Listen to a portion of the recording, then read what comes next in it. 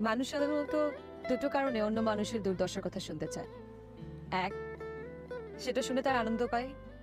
দুই, তার পার্থক্য করে বুঝতে চায় নিজেরা কতটুকু সুখে আছে। আপনি কোনটা? কষ্ট। আজকে উঠি? এখনই? হ্যাঁ, দেরি হয়ে যাচ্ছে।